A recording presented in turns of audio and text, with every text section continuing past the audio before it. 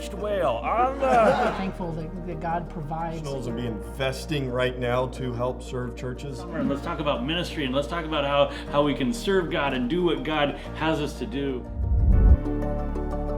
3 books that are over there that I brought along a bunch of books, but there's 3 books I want to tell you about real quick, okay? So one's called Road to Gold. A very good friend of mine, Ben Peterson, Olympic gold medalist in Munich, Germany in 1972. His brother won silver that year, and in 76 in Montreal, reversed it, okay? So this is Ben Peterson's autobiography of leading up to that Olympics, and he's just a godly man. He established a camp of champs, okay? But if you've got somebody, in your family or friend or whatever that's kind of into sports, Ben still goes to wrestling tournaments and still shares the gospel. And so that's called Road to Gold. And there's another one that's the Gospel of John. There's a whole series been put out of, I'll call it Commentary Lights, okay? And this one's on the Gospel of John. It's actually co-authored by my son-in-law, for the David Platt series or whatever kind of thing. And I really, it's my son-in-law, okay, so I see some things about illustrations of my grandkids, so I like it. But anyway, just reveling in the gospel every step through the book of John. I just, that was good, okay, even though it was my son-in-law. And then there's another one there, and I only could find one extra copy, so I just brought one copy of something called Every Good Endeavor. It's a Timothy Keller book. But we're going through it with our team at Ministry CPA, just really finding God's purposes in our work. And the first third of the book is a good biblical foundation. Then the middle part of the book is dealing with, the philosophies of the world and how we get caught up into them sometimes as believers. And the last is really application. So we're working through that. Just some ideas. What's that? That's Every Good Endeavor. So we're all going to be doing a lot of work in our lives, so that's really good. So I want to encourage you to think about, even personal level. Are you a goal-oriented person? So there's a book written by Dan Miller, 40 Days to the Work You Love. Okay, so another one of those kind of books, right? But here's his statistic. 8% of people set annual goals. 3% of people actually write them down. Okay? So if you do that, you're a rare bird. All right? But, having goals, I've developed my personal goals around 2 Timothy 2. I want to fulfill the active service as a good soldier of Jesus Christ. I want to do it lawfully. I do expect to earn the rewards of it as a farmer, okay? Right? But, so a goal for my firm this year, our team, is just really to see fruitfulness. Well, you were robbed, I guess I'll put it that way, of opportunities to have as much fruit as you would like to have had and planned to have last year. And just the idea of being able to be fruitful, okay? And being fruitful is glorifying to God, okay? I'm going to try something here. And I do it with fear and trepidation because I want to quote something to you that Jesus said to his disciples. And I'm going to look you in the eye as I talk, as if I'm repeating him. Okay, so yeah, you're right. Okay, but he said this to his disciples in John 15, verses 7 and 8.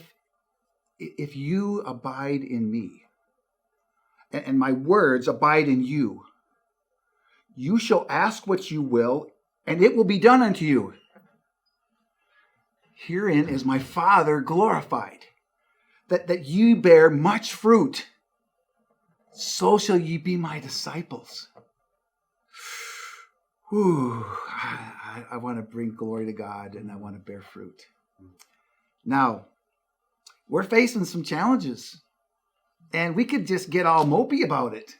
We could, oh me, oh my. But there's a whole cloud of witnesses. And it's not just the Bible cloud of witnesses. So in 2017, I had a goal. I read about 20 Christian biographies. Very enriching year. Okay? So I look at those people as our 21st century great cloud of witnesses. Okay? It's amazing. And so we're reminded after we hear about Hebrews 12:1, that in Hebrews 12:2, looking unto Jesus, the author and the finisher of our faith, who for the joy that was set before him despised the shame, enduring the cross, and is set down, where? He's set down at the right hand of the throne of God. For consider him which endured such contradiction of sinners, lest we be weary and faint in our minds. Oh, those are good thoughts. Okay? And great ones to begin our conversation today about ministry compensation. Now, I use the word ministry because I'm not talking ministerial only. Some of your people, maybe you are like, oh, I'm actually a licensed or ordained minister. Well, that's like your director, maybe in a few people, but most of it are ministry, okay? So anyway, that's what we're going to talk about. Let's pray. Father, we're just so delighted in you this morning. Oh, we know that you're the great creator, and we even walk through this campus, and we just revel in your amazing hand of creation and just all the good gifts you give to us.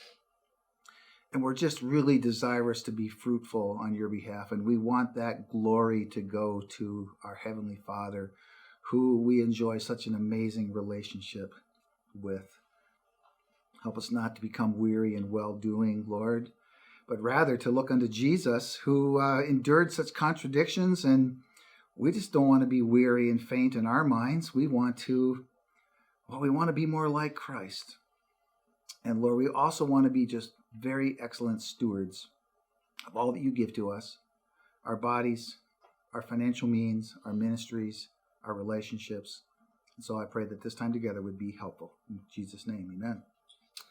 Okay, so we only have 46 minutes, but it's okay. It's okay. And you have questions and discussion, you just bring them right up. It's not going to mess me up at all. All right. That's why we're here. I love to serve. Okay, honestly, I just love to serve, and so does our team. So I introduced my family a little more at the last workshop, and so I'm not going to do that again. This is our team at Ministry CPA. This PowerPoint presentation is available in much greater detail on our course on our website.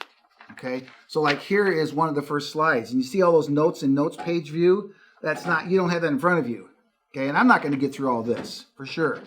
This is just one slide. So if there's something that kind of sparks your interest, ask it now.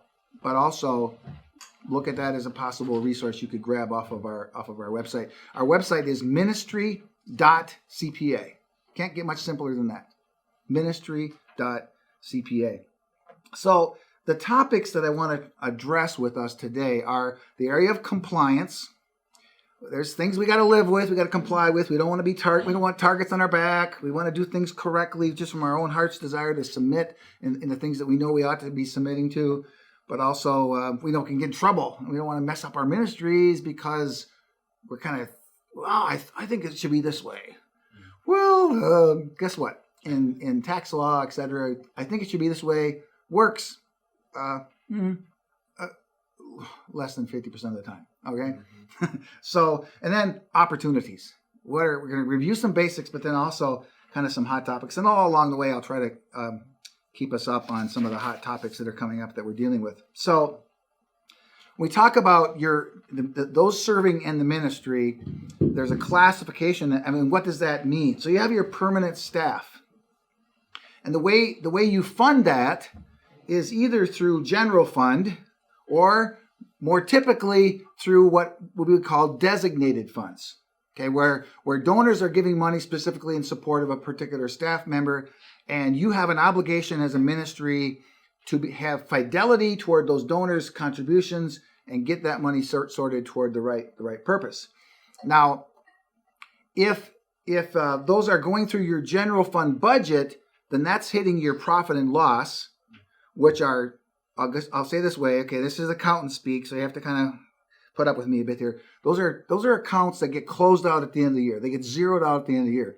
Well, you can't have that with donor support, right? So donor support, and you have some way you're dispersing out these funds to your staff member, and praise the Lord, there's some extra left over at the end of the year. Well, you can't forget about that. That's got to be carried forward to the next year so that they get that starting up. And there's all kinds of different ways we see or ministries trying to keep track of that stuff, and most of it's pulling out their hair, okay? Because they got software, but now what are you using a spreadsheet for that? Use your software, okay? And so we recommend using equity accounts to track that. You don't want it to mess up your general budget, but you're supporting them in that way, but because you're using donors, and you can't zero out that balance. It's got to be carried forward.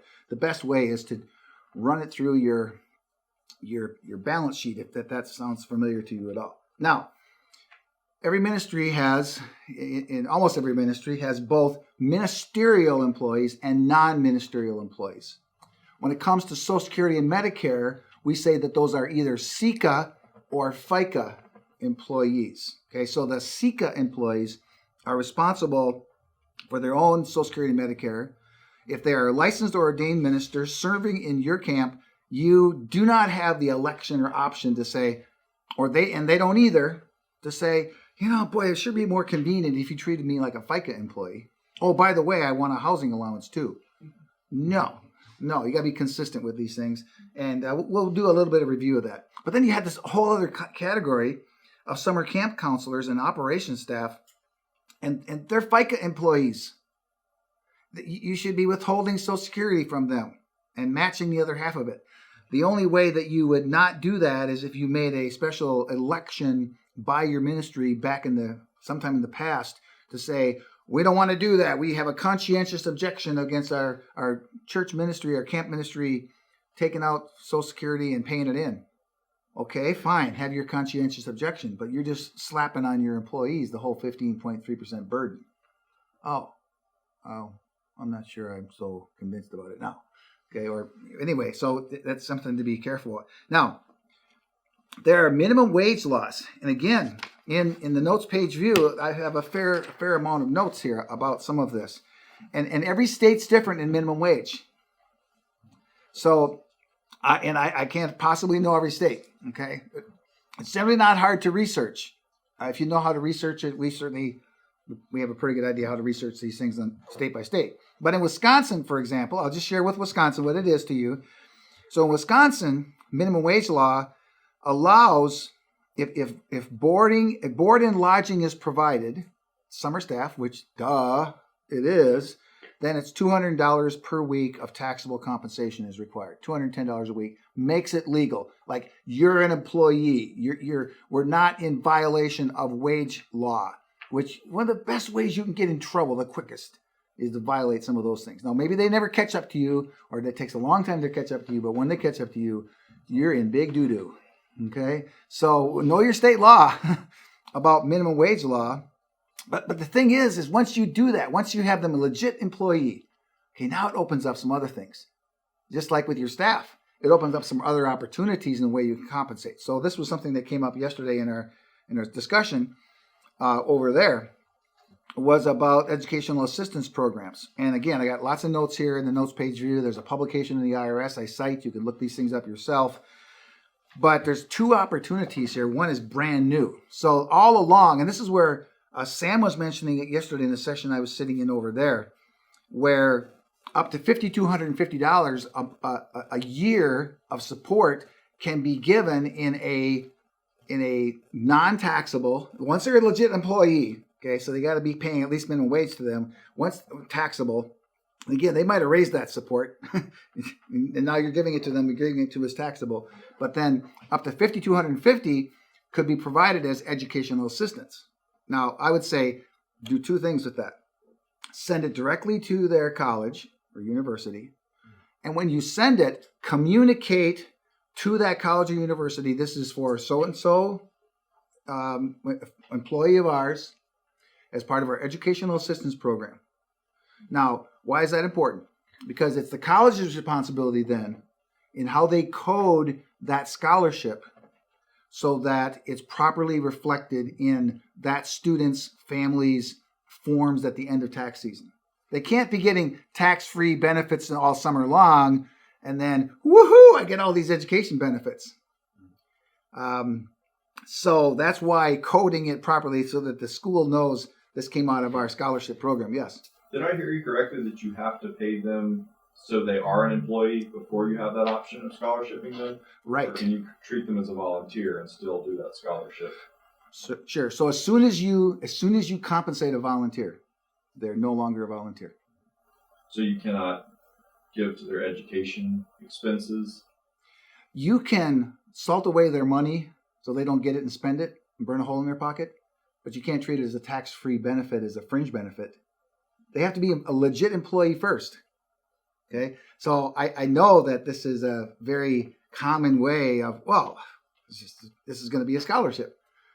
Well, I'm sorry, but you're in violation of, almost for sure, and you have to know your own state law of minimum wage law. So these kind of programs, which are scholarship programs, tax-free scholarship programs, are available by code sections, Internal Revenue Code sections regarding educational assistance programs. Very clear, okay? And there's even some more I dotting and T crossing you're supposed to do with it. So in the notes page view, again, I've got a little more of that. It's kind of the list of things you have to do to be in compliance. But the publication is not too bad. Publication 15B is not too bad. Just to make sure that you're doing okay there. Now, here's the cool thing, I think. And I've got several church clients doing that this year, and now they caught on to it, and they're going to do it for the next 5 years. And that's if you had somebody coming to you after school. Okay, wait, I graduated. I'm giving this summer before I go into my career. I'm giving this to camp. Well, glorious, great. Oh, I don't have any tuition to pay. Yes, but do you have any student loans? Oh, do I have student loans? Okay, that was just a new law in 2020, and now it's been stretched out to 2025, I think it is. Okay, so you could, that's new. Now, why would you even bother doing that? You're saving them money and you're saving yourself money. Because if you simply gave them $3,000 and said, here, go put this on your school bill, you're subject to 7.65% FICA tax. They're subject to 7.65% FICA tax. Now, you can say, oh, I don't like that. I'm going to treat them as an independent contractor. Okay, issue them a 1099 NEC and then slap them with the whole 15.3% that they don't know is coming, right? They're a 20-year-old young man or young lady, delightful. You wouldn't have brought them to your camp if they weren't.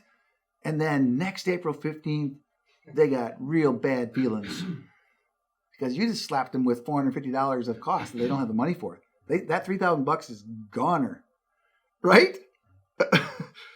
So, yeah, question, yes. How about pre-college? Can we put it into a 529? Their family can put it into a 529. Okay. So that is something that in order for them to go to an investment company and do that, they're going to need their social security numbers. There's a sponsor, it's a parent or grandparent. You're not the parent or grandparent. Right. Okay. So that would be something on their end. Now, a 529 plan is not tax deductible anyway. Okay. The earnings are deferred and not taxed in all likelihood as long as they're spent for qualified education expenses. Sometimes there are state benefits to that, but that still doesn't get you around that issue.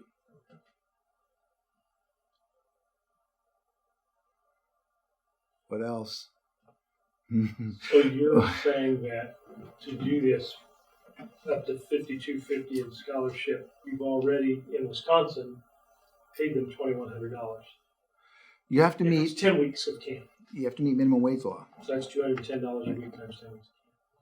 Yeah. So we've had challenges where some situations where somebody comes and they're undersupported and okay, I've had situations where a pastor sends a young adult to help in the camp and they're going to give them a little bit of money so they got something. They're under minimum wage. What do you do? It's a real challenge. I can't afford to be paying you, $210 a week for all year long if there's kind of permanent staff. We'll provide you meals and lodging. It's a challenge. And again, that's where you do have to know your state law. We're getting pretty close to that $15 an hour minimum wage. Oh, Right. yeah. Right. Now, again, that's where knowing your state law. Now, if there's an allowance for room and board basically, and how that all works into your state. So what about gift cards? I know that came up yesterday, and I was, and I've heard a little bit, our board's kind of talked about gift cards, and it's been kind of a weird, we haven't done anything with it, but I just didn't know. I smile at some of those things because I'm not going to raise it, but gift cards are no different than giving them cash. Okay, that's what I was wondering. Yeah.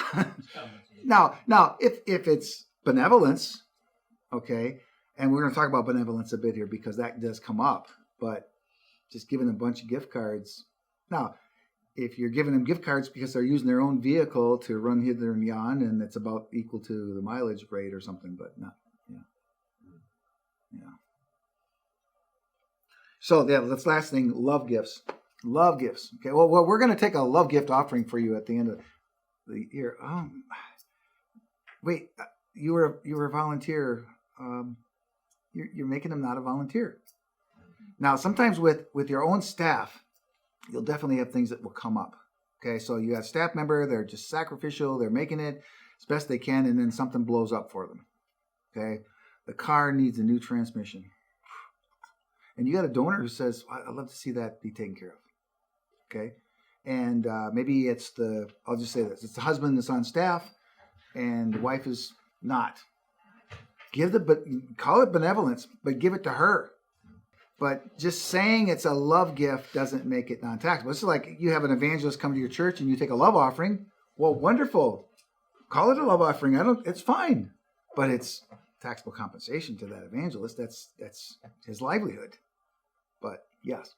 Would you recommend ever encouraging a donor who doesn't care about the tax benefit to give the money directly to the individual instead of through the camp? Sure. And there's sometimes I think you can even do this. You can say, okay, you want so-and-so to be blessed with because their car just had a transmission issue. And they are an employee, and it's like, we're giving this money because we don't pay enough, and this will give you some pay so you can get your car fixed.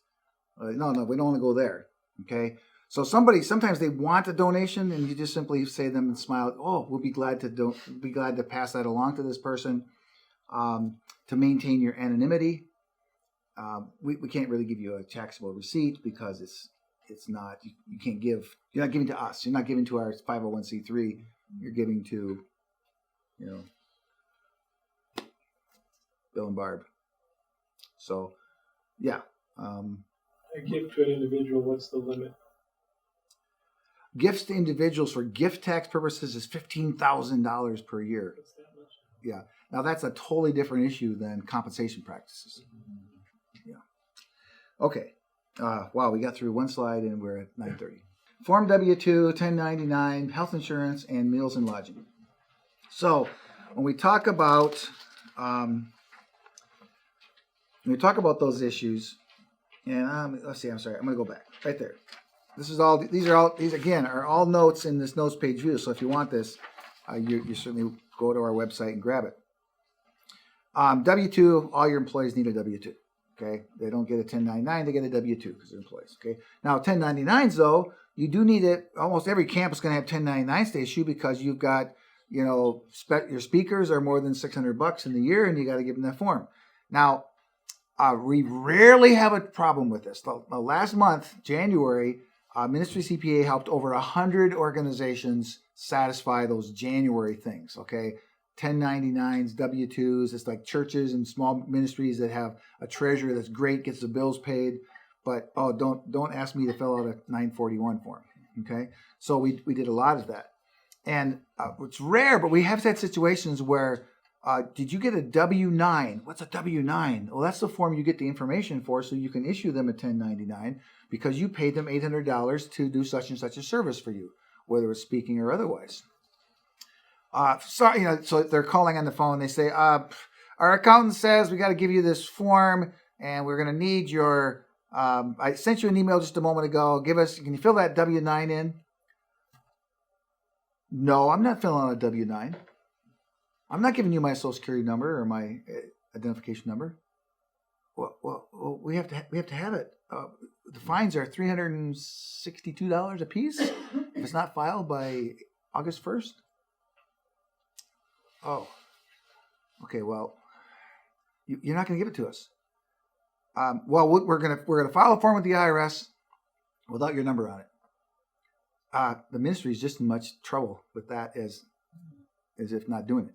It's kind of like, don't do it if you can't, But also, don't hire that person ever again. It's kind of like, what? Because they don't tend to report it, I guess, or something. Okay. Actually, before you pay them, you're supposed to get the W-9. And if they refuse to get you W-9, you're supposed to withhold 30%. Tell them that, and they'll go, oh, I guess I'll give you the W-9. Okay. You don't have to include, even with that, though. So we haven't used it for a long time because we actually have no itinerant evangelists as clients right now. They're all connected with the ministry. But itinerant evangelists, we will actually have a form where before they get their love offering for the week, we say, ask the treasurer, whoever's paying you, to fill out this form and designate some of that toward housing. You can actually designate some of your independent contractor compensation toward housing. So that part would not have to be reported on a 1099. You need to let them know how much you did because they have to do their homework on their side. But, and of course, if you're reimbursing for their expenses, they drove their vehicle from one place to the other and you've got the mileage and you can reimburse them for those miles, that will be kept off the 1099. Doesn't really help them that much tax-wise because then they can't deduct it, but I mean, it's neither here nor there. The health insurance side. Wow, we could spend easily the next 26 minutes on health insurance. And I do have some notes in here. First of all, if you have people using health sharing arrangements, I was all excited last summer because there was a proposed regulation that came out under Trump saying we got to get this health insurance thing figured out. Tell you what, look to see whether health sharing premiums, the monthly health sharing premium, could be a tax deductible employee benefit. Oh, okay, we're gonna keep an eye on that. No, it didn't happen by November 6th or whenever that was, and well, they're thinking about reestablishing Obamacare in full bore, so I don't think they're going to let healthcare sharing plans be tax deductible. Now, so you want to provide benefits to your people, health benefits to your people. We're talking your full-time, staff, your salaried staff, or even their supported staff. As soon as you set up a health reimbursement arrangement, there's different ones. There's ICRAs, there's QSARAs, there's accepted benefits HRAs, and they want to go on the exchange and get a premium tax credit. Forget about it. They can't get a premium tax credit if you're offering them some of those benefit plans. Now, you can do some things with what are called accepted benefits HRAs, but that's beyond what we're going to tackle here in the next 25 minutes. Okay. So honestly, and this is a very, very challenging area to ministries, is how do we provide for our families for their health needs? So we're not insurance brokers, but we have a decent understanding of the basics, and we try to give some guidance as much as we can give. And if some of these areas like hitting you over the course of the next 25 minutes or whatever you look at extended here, and you say, we gotta have a conversation. Yeah, let's have a conversation. Let's have a we will give no obligation our conversation just to sort out whether you feel like Ministry CPA can help you and whether we feel like we're prepared to help you. Okay, no obligation. So that's something that maybe could help you. This area of meals and lodging. So you've got there's something called.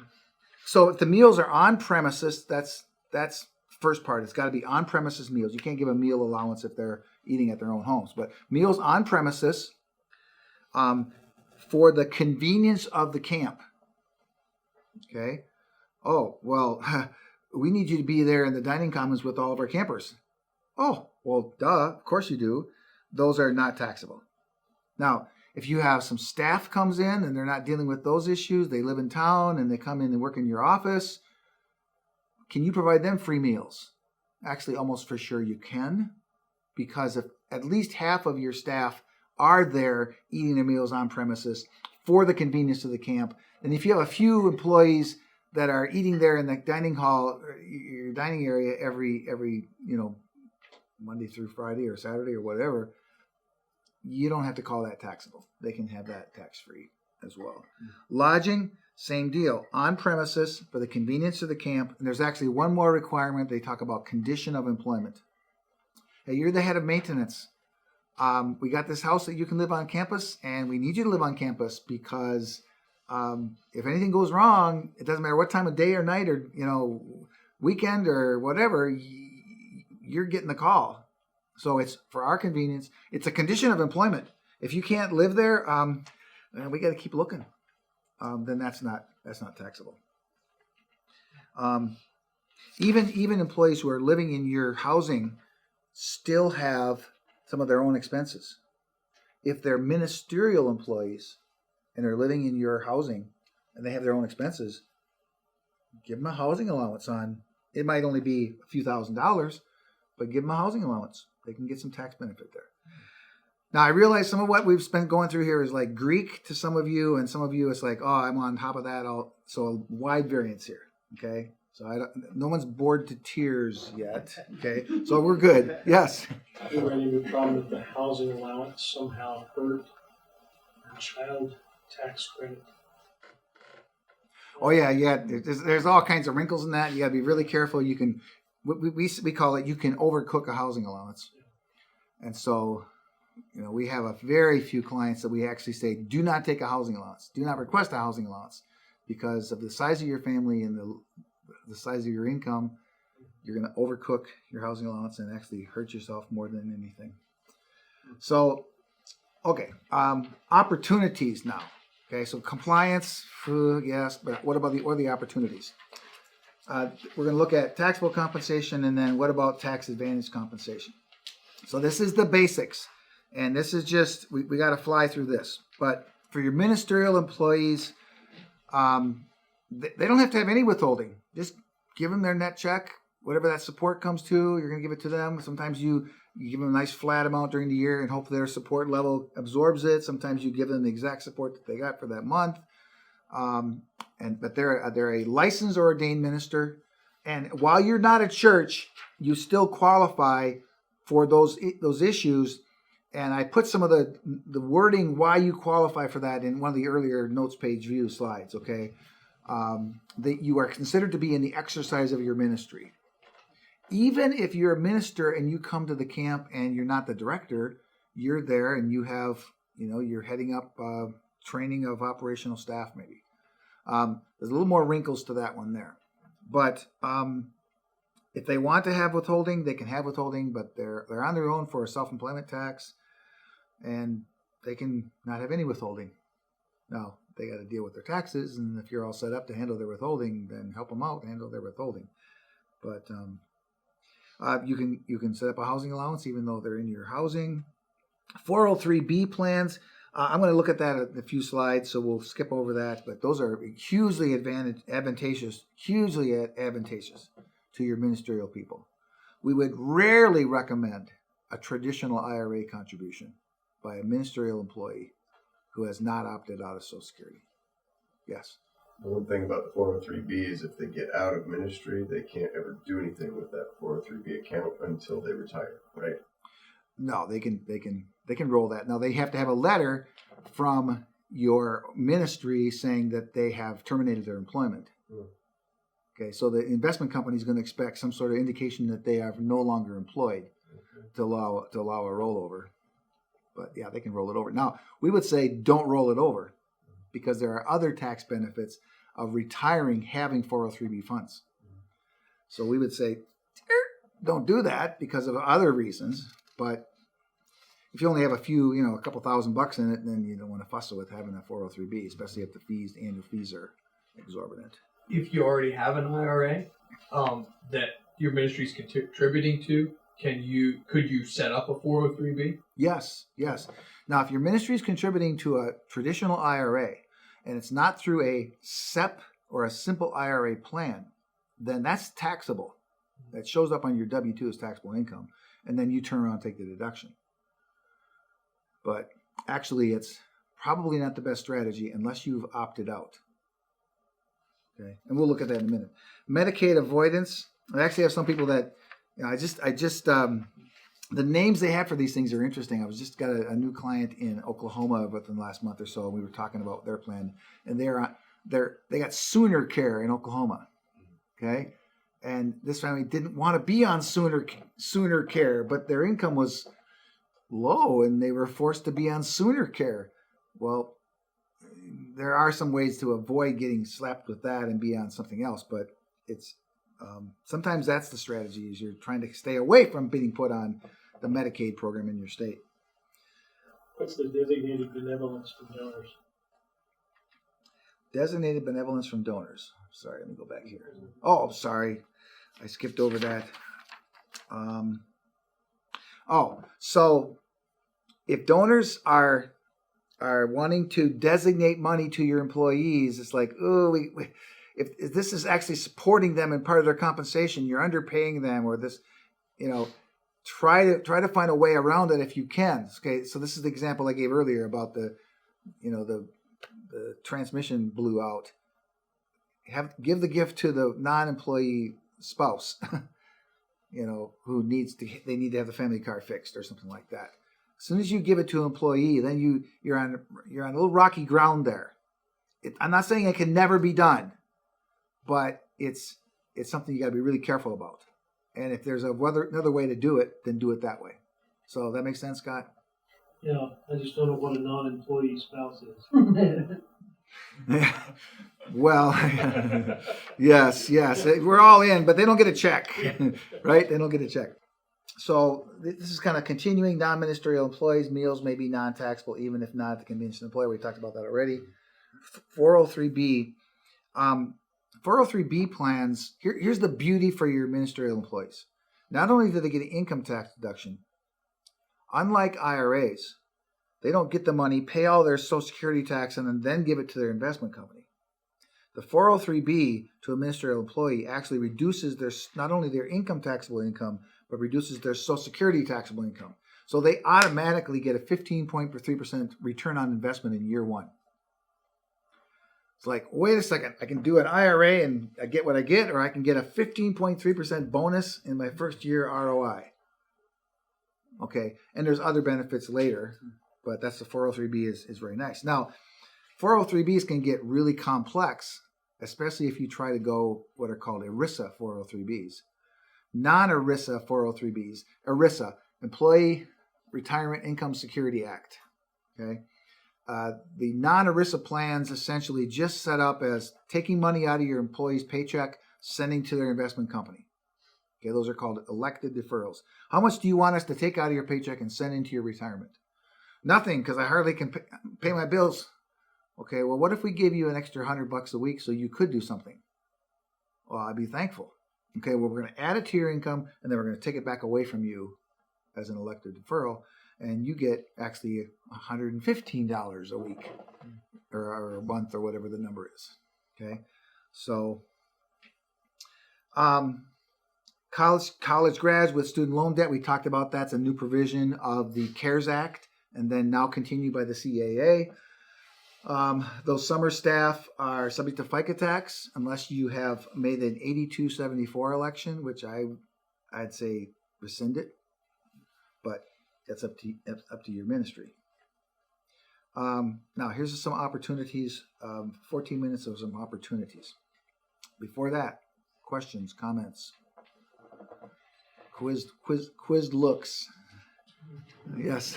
So our director gets designated funds, designated love gift offerings, right? And I believe the treasurer is just passing that on to him. Okay. Through the 501c3. The givers are getting the thank you letter. Sure. From Tivica, and the director is getting that 100% love gift. I don't know what he's doing with it as far as taxes go. Is that not a good passage? What he's doing with it, hopefully, is reporting it on his tax return, because the treasurer is adding it to his W-2 as taxable income. Okay. Now, if the treasurer, what really is important is what's the treasurer doing? Yep. The treasurer should be putting it on the W-2. Okay, it's taxable income. Yeah. Yep. Right.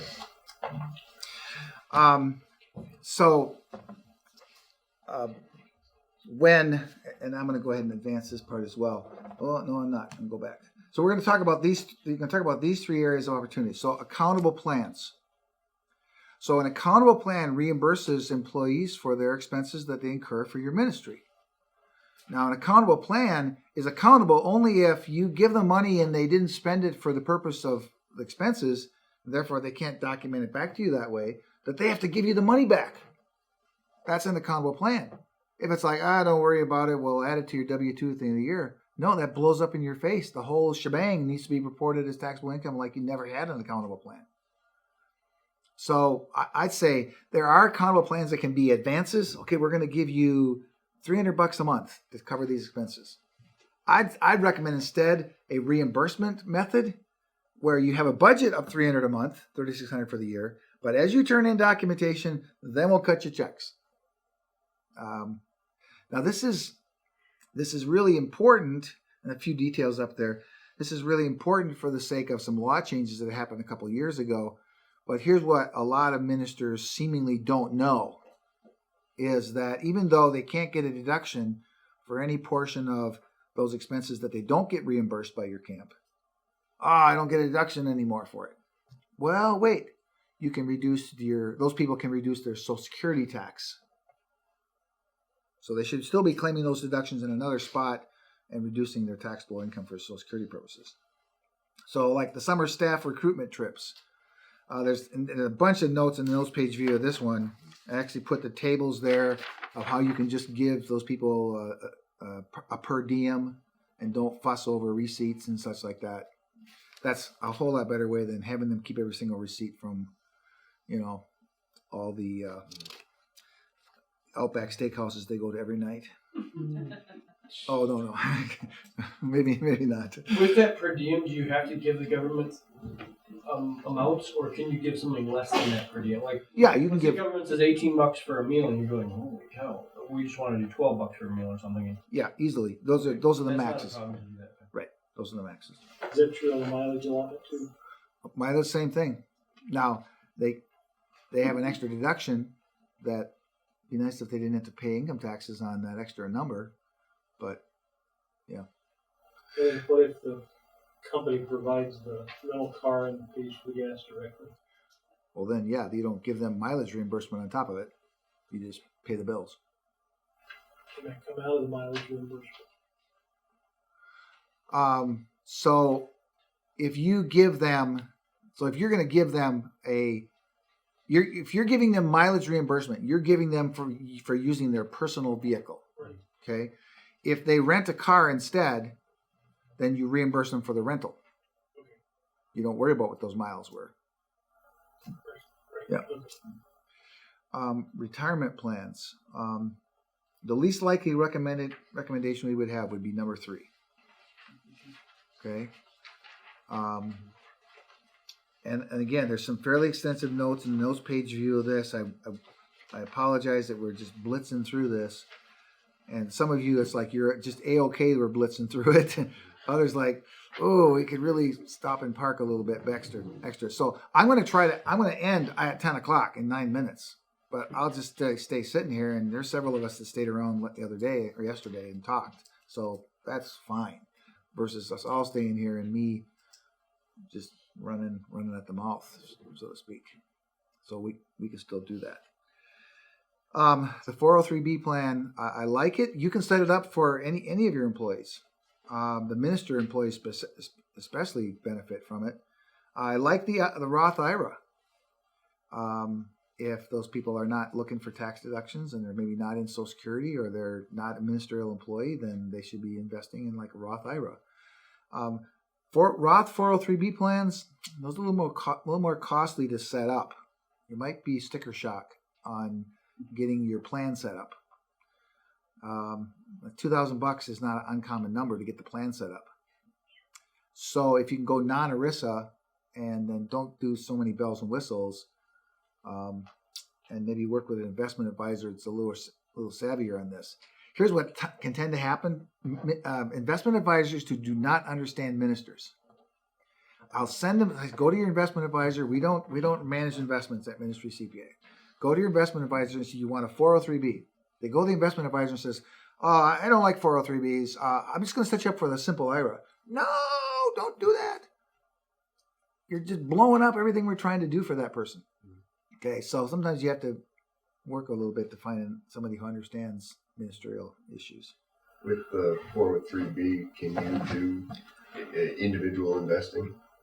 Can you buy and sell stocks and do that in the 403B? Yeah, I mean, self-directed 403Bs. Now, how much it costs to set up a self-directed 403B, I don't know. Most are just not into that kind of thing, but a few are. And so that'd be, again, talking to an investment advisor that I just had a client that was copied me and the investment advisor who wanted to get into self-directed. And basically, the investment advisor is a very fine Christian man, a young man. He's not, I don't know if he's even 30, but he's just really on top of this. He's learned a lot about ministry of tax. And he said, I wouldn't go there. He was advising against going self-directed. And it's not because he's trying to put money in his own pocket. And all the rationale, I don't know all the rationale that he used, but yeah. Now, the beauty of retirees. So retirees this is why I say don't pull that money out of the 403B. Don't roll it into an IRA. Keep it as it's called a church plan. But it would also apply to camps. So that retiree now is taking money out of the 403B and still has housing expenses. Tax-free. What? I didn't have to pay tax going in and now I can take it out tax-free? Yes. Okay. And there's certain situations where large one-time contributions can be made as well.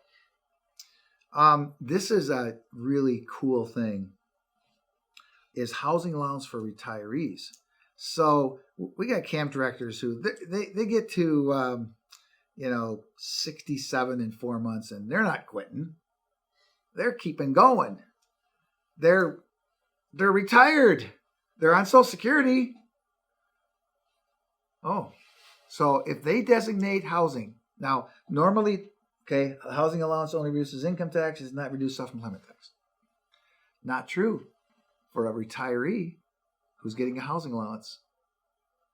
It's Social Security exempt. So some cool stuff going on there. The last slide. Well, not the very last slide, but second to last slide. Here's something that we really watch with ministers as they're working their way through their family life cycle. The advice that's needed by a single minister and then a married just husband and wife versus children beginning to go off to college or career versus empty nesters versus retiree. The advice along that trail is often very different from one to another.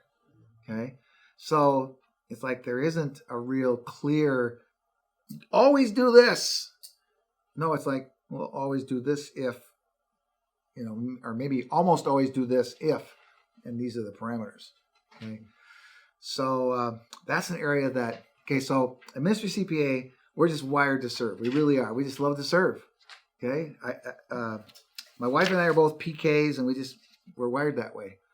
And so we look at this as like, oh, we get to serve. Your kids are going off to college now. Okay, well, it's can be very different, and this is a good time to help you out. Last slide here, just a reminder that so this PowerPoint presentation you can find on our website. Also on this particular slide, I do have some notes within here of some of the examples of how are things different for like the single director who's, young man or assistant director, whatever, versus young marrieds. There's just different examples of some of the things that come up that we see kind of commonly. And again, I just gave you that little handout there, but this is available on our website. Okay, now we actually have 3 minutes until 10 o'clock. So let's get something out here about, can I clear up anything? It's like, you're smiling at me, but it's not going through. It's not going past your eyes or whatever, because you're just very courteous people. But it's like, I don't know if I want to ask the question. Yes. One of the things I wanted to ask about is the, wouldn't be the opposite, but on the mileage reimbursement would be the PUC, personal use of company car. Right. And so a director has a vehicle, and then he records the personal mileage, and then how to. So we're including it as PUC on the W-2. Right. Yeah, there are some rules that you can use to establish as low as possible number on there, but that's the easiest way, is to set up some sort of an amount that just gets added, whether it's every pay period through the payroll process or at the end of the year for personal use. Then you, by virtue of this, if you set your own number and you have reasonable rationale why you set your own number, if it ever came to an IRS examination, then they have to defeat your logic and your rationale that you made 2 and 3 and 4 years ago. And they're just really at a disadvantage to do that. Now, if you do nothing, then you are, he just uses the car wherever he wants, and, we're paying all the bills. Well, first of all, don't get haughty about that, because you're probably saying things you shouldn't be saying to an auditor. But I'm sorry. There's a reason we don't take clients with us to the IRS. I don't want to be kicking their shins under the table when they are not talking the way they should talk. And I'm not talking about lying to an agent. Please understand. Yeah. But sometimes you put your foot in your mouth. So, but anyway, it's the idea that do something so that you're not just blatantly avoiding what you know is right, and you've got some rationale to defend it. Does that make sense, Larry? Yeah. Okay. Yeah, Scott? The 2021 M&IE, is that meals, incidentals, and entertainment? Expense. Expense, okay. And yeah. then what about hotels? Just pay the hotel bill. Now, there are per diems. They're if you just cover those meals and incidentals with that, like, what was it, $55 a day? Yeah. And if they're in a more expensive, this is the college recruitment trip thing, right? Where, you're paying the motel bills, it's going on the camp's card, but you don't want to have to track, and you don't want them using your credit card for whether they decide to go to McDonald's or whether they decide to go to, Outback. Then give them per diems, and it's okay. They don't have to spend the whole 55 to be tax free. I was thinking with the motels, the per diem went up substantially more. Yeah, but then you have some extra compliance to deal with. Like such as what? I don't memorize all those things at the top of my head, honestly. I just kind of know that over years we've looked at that side of things, and it's just like, you know what? It's not worth the hassle. Just pay the motel bill. And then the only other question on that, let's say that I, as pastor or camp director, take 3 people that pastors I'm entertaining. Sure. For some reason in our area, our pastors want 2 receipts. They pay for themselves, and then the company pays for the 3 guys that they're entertaining. Is that necessary? No, not necessarily. Matter of fact, in 2021, the whole bill is deductible.